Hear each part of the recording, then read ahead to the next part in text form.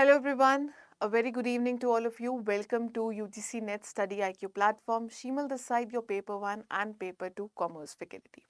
आप सभी को पता है कल ही हमारा फाइनेंस मिनिस्टर निर्मला सीतारमण जी के द्वारा क्या है हमारा बजट अनाउंस हुआ है, यूनियन बजट 2024। उसमें उन्होंने काफ़ी चर्चा की है about the capital gains.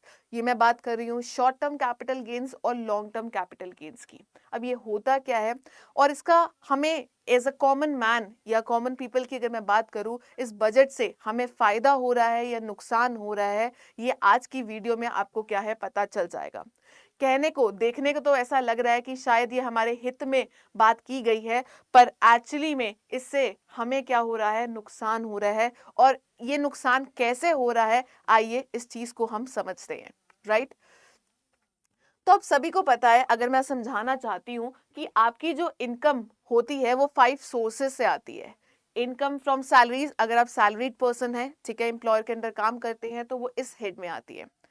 Income from house property, ठीक है, अगर आप कोई भी रेंटल इनकम कमा रहे हैं, ठीक है, वहां से कोई पैसा आ रहा है, तो वो कहाँ पे आता है, इनकम फ्रॉम हाउस प्रॉपर्टी से आता है। अगर आप अपने बिजनेस या आपको कोई प्रोफेशनल सर्विसेज दे रहे हैं, तो वो इनकम कहाँ पे जाती है, इनकम फ्रॉम दी प्रोफेशन या फिर बिजनेस से जाती है। ठीक है, और वही अगर जैसे जो बिल्डिंग आपने रेंट पे दी है, अगर आप उस बिल्डिंग को क्या करते हैं, बेच देते हैं, सेल करते हैं, उससे जो गेन होता है वो कहाँ पे होता है, income from the capital gains. या फिर जैसे अगर आप स्टॉक्स या शेयर्स में भी ट्रेड करते हैं, तो आपने सस्ते में शेयर खरीदा और उसको महंगे में बेच दिया, तो उससे जो लाभ या बेनिफिट होता है वो कहाँ पे आता है, income from the capital gains. और इसके अलावा जो हमारे जितने भी बाकी बचे हुए सोर्सेज आते हैं, जैसे कि अगर लॉटरी से कुछ निकलता है, गैम्बलिंग से कुछ निकलता है, हॉर्स रेस की राइडिंग से आपको कोई प्रॉफिट होता है या डिविडेंड आया है, वो सब कुछ कहाँ जाता है, income from the other sources में जाता है।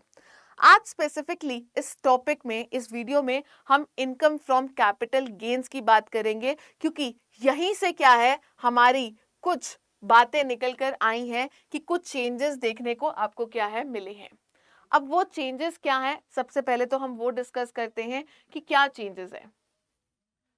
क्या आप सभी को पता है कि यहाँ पे शॉर्ट टर्म कैपिटल गेन की बात की गई है।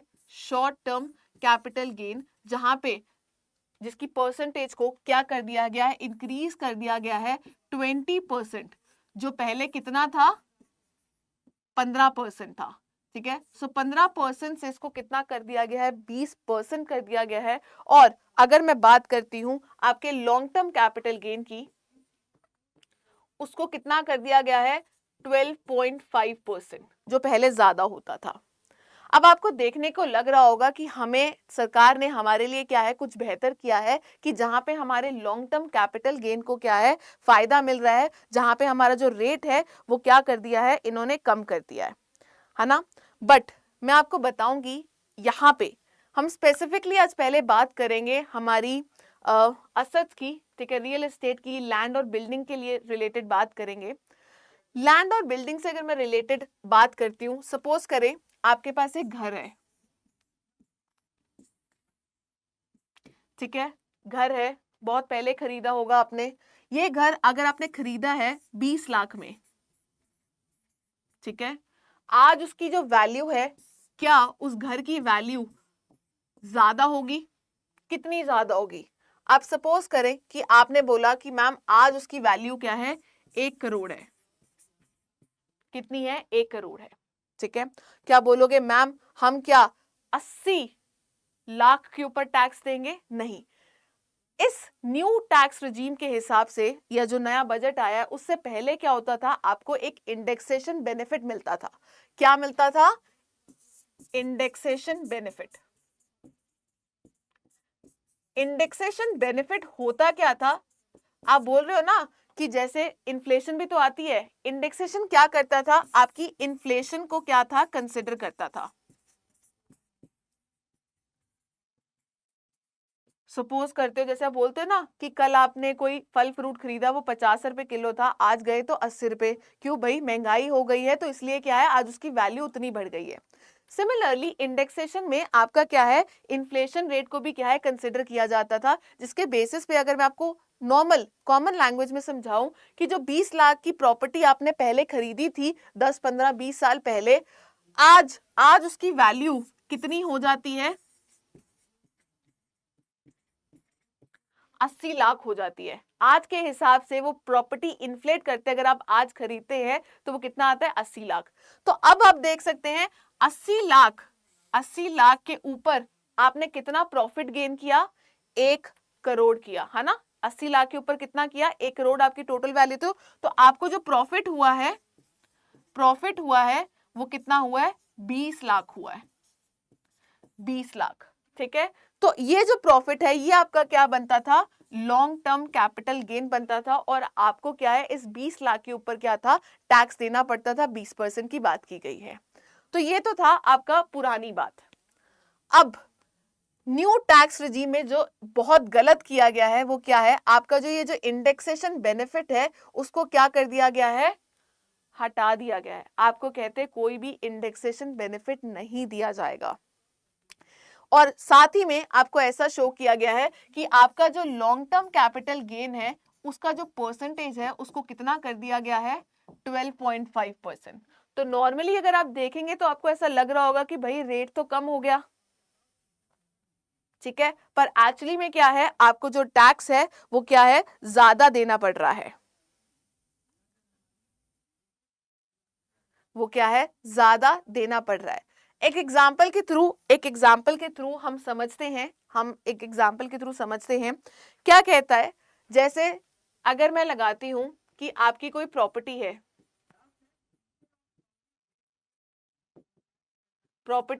वो 20 लाख की है, ठीक है, तो कॉस्ट ऑफ एक्विजिशन भी होती है। प्रॉपर्टी खरीदने के लिए आप कोई ब्रोकर को पैसा भी देते हैं, ठीक है, तो वो खर्चा भी हो गया। तो आपने यहाँ पे क्या दिया?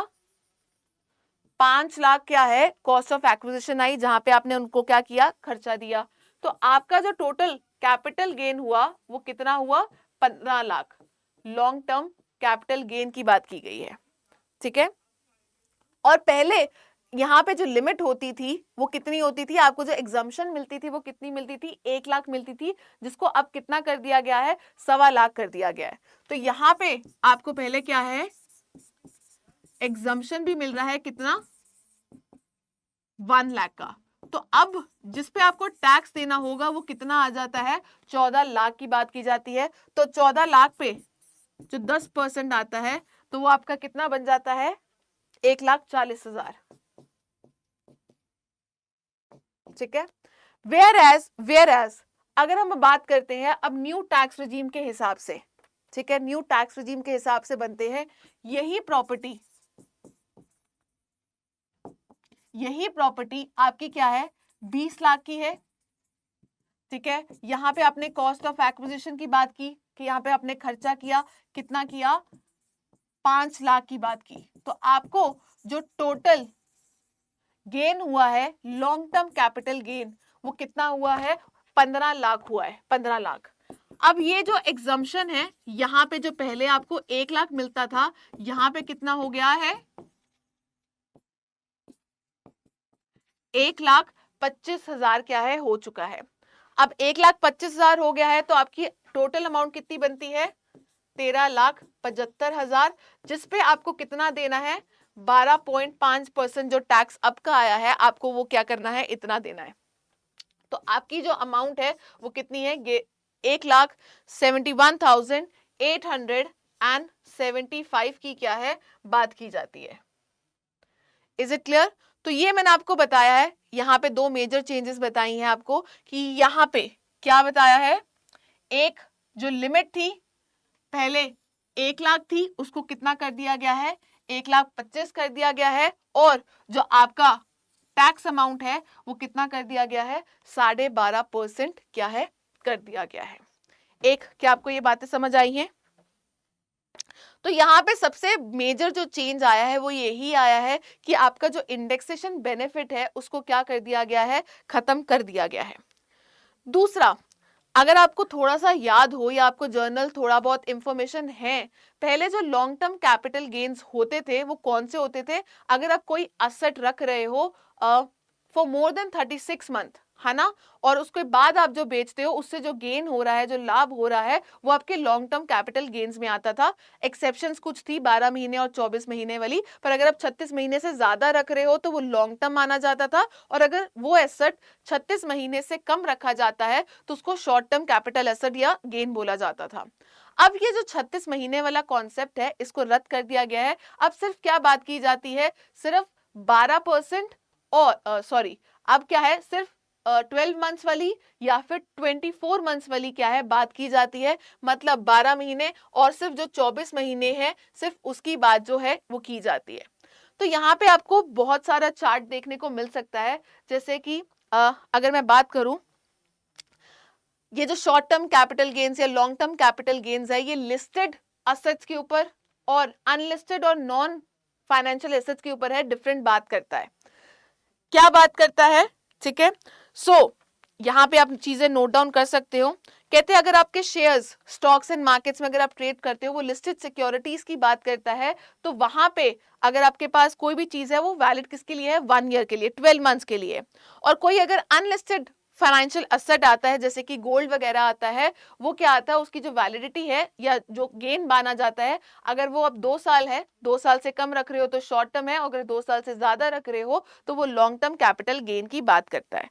और जो लैंड और बिल्डिंग है उसकी क्या बात करता है कि लैंड अगर 2 साल से ज्यादा है तो वो लॉन्ग टर्म में आ जाता है, अगर कम है तो वो शॉर्ट टर्म की बात करता है। राइट, आई थिंक सो आपको इतनी चीजें क्लियर हो रही हैं। शेयर्स के लिए, स्पेसिफिकली शेयर्स के लिए अगर मैं आपको बोलती हूं, जैसे शेयर्स बेचते हैं, कोई चीज आपने 300 का शेयर खरीदा, आज उसकी वैल्यू 800 रुपए शेयर है, तो उससे जो लाभ होगा, उससे जो बेनिफिट होगा, उस पे आपको कितना टैक्स देना पड़ेगा। जो पहले 15% होता था, अब उसको कितना कर दिया गया है, 20% क्या है कर दिया गया है। वो किसकी बात करता है, लिस्टेड, जहां पे मिनिमम 65% एक्सपोजर की बात करता है, और जो आप एलिजिबिलिटी है वो शेयर्स कितना रख रहे हो, मोर देन 12 मंथ्स की बात करता है। ठीक है, तो वहां पे आपको लॉन्ग टर्म कैपिटल कितना पड़ेगा, 12.5% पड़ेगा, और शॉर्ट टर्म कैपिटल गेन कितना पड़ेगा, 20%, जो पहले कितना होता था, 15% हुआ करता था। Is it clear. और अगर आपका यही शेयर कोई मोर देन 1 ईयर है, ठीक है, मोर देन 1 ईयर आता है, तो लॉन्ग टर्म कैपिटल गेन जैसे मैंने बोला वो कितना है, 12.5% है, जो पहले कितना हुआ करता था, 10% हुआ करता था। तो 10% से क्या है, ज्यादा कितना कर दिया गया है, 12.5%। पर इसके ऊपर क्या है, एक और चीज है, एग्जम्पशन को भी बढ़ा दिया गया है कि अगर लॉन्ग टर्म कैपिटल गेन होने के बाद भी अगर आपकी जो वैल्यू है वो 1.25 लाख तक ही बनती है, 1,10,000 ही बनती है, तब आपको कोई भी टैक्स नहीं देना पड़ेगा। अगर ये अमाउंट ओवर एंड अबव बनती है 1.25 लाख के ऊपर, तभी क्या है, आपको लॉन्ग टर्म कैपिटल गेन के ऊपर क्या है, टैक्स देना पड़ेगा। जो पहले अमाउंट कितनी होती थी, 1 लाख हुआ करती थी, तो जो पहले 1 लाख थी वो अब 1.25 लाख कर दी गई है। तो अगर आपका अमाउंट जो आता है लॉन्ग टर्म कैपिटल गेन का वो 1,10,000, 1,15,000, 1,20,000, 1,25,000 आता है, तो आपको ये 12.5% भी क्या है, नहीं लगने वाला है। ठीक है, तो अगर 1.5 लाख आता है तो जितना ओवर एंड अबव है उस पे आपको कितना है, 12.5% क्या है, देना पड़ेगा। ठीक है, सो स्पेसिफिक म्यूचुअल फंड्स की बात की जा रही है, अगर मोर देन 24 मंथ्स है लॉन्ग टर्म कैपिटल गेन में तो 12.5% या as per the tax slabs. ठीक है, फिजिकल गोल्ड एंड प्रॉपर्टी की बात की जा रही है, और अनलिस्टेड या फिर नॉन फाइनेंशियल असेट्स की भी क्या है, बात की जा रही है। तो ओवरऑल अगर आप देखते हैं, ओवरऑल अगर आप नोट डाउन करेंगे तो इससे हुआ क्या है, हमें शॉर्ट टर्म कैपिटल गेन, एक तो उन्होंने बताया कि हमारी जो एग्जम्पशन है वो लाख से 1.25 लाख कर दी गई है। राइट, आपको ऐसा देखने में लग रहा होगा कि भाई हमें तो क्या हुआ है, बेनिफिट हुआ है। राइट, ऐसा लग रहा है, ऐसा लग रहा है कि आपको बेनिफिट हुआ है, पर एक्चुअली में ये हुआ क्या है, हमारे साथ धोखा हुआ है। धोखा हुआ है क्यों, क्योंकि ये दिखाते हुए कि हमने आपका 20 हमने अपना जो टैक्स रेट है वो कम किया, आपको एग्जम्पशन लिमिट ज्यादा की है, पर यहाँ पे मेजर ब्लंडर क्या है कि आपकी जो इंडेक्सेशन थी, जो हमें इन्फ्लेशन का बेनिफिट मिलता था, उसको खत्म किया कर दिया गया है, जिससे क्या है, हमारी जो कॉस्ट है वो ऑटोमेटिकली क्या है, जो हमारा टैक्स है ऑटोमेटिकली क्या है, बहुत ज्यादा बढ़ जाता है। जैसे कि मैंने आपको बताया भी कि अगर कोई